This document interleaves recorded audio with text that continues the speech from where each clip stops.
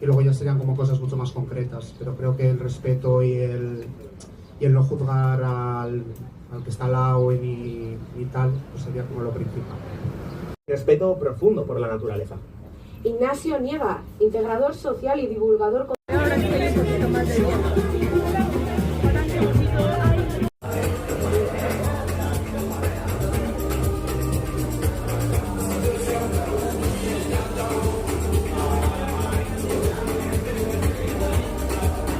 Dinamika batzuk egiteko,